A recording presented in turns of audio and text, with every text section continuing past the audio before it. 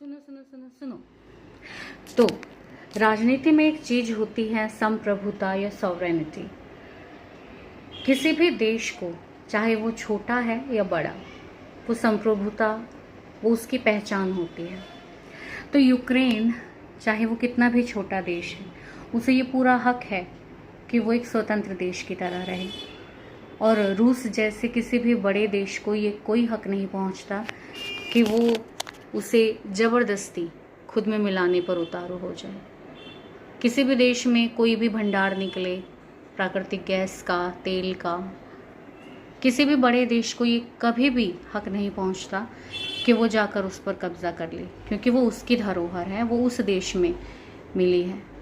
लेकिन आजकल तो बस यही हो गया है कि जहाँ जिसे जो फ़ायदा दिखता है, वहाँ कोई भी अगर शक्तिशाली है तो जिसकी लाठी उसकी भैंस वाली बात हो गई है। बस हर कोई केवल अपना फ़ायदा देखता है। एथिक्स, मॉरलिटी, जो बड़े बड़े लेक्चर दिए जाते हैं, ह्यूमन राइट्स एंड ऑल, वो सब उन सब की धज्जियाँ उड़ा देते हैं इस तरह के देश। और मैं एक स्वतंत्र नागरिक होने के नाते मेरा ये फ़र्ज़ है, मेरा अधिकार भी है कि मैं इस पर अपने विचार रखूं।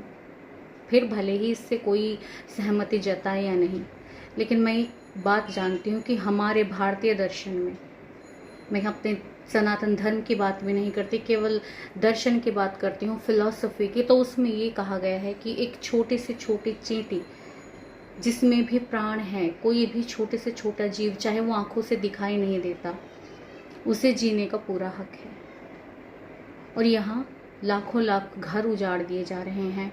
नन्हे मासूम बच्चे इस हिंसा का सबसे ज़्यादा शिकार होते हैं, और औरतें, उनकी तो खैर कहीं कोई गिनती कभी होती ही नहीं है।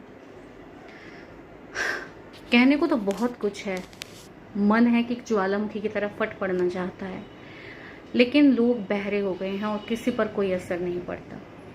पर फिर भी मेरी कोशिश है कि मैं अपने इस तरह के ओपिनियंस यहाँ रखूँ, और जो कुछ इंटेलेक्चुअल और सही में अच्छा सोचने वाले या लॉजिकल सोचने वाले लोग हैं, वो यहाँ कमेंट करें, और मैं गलत हूँ तो मुझे सही करें, but be respective. Thank you.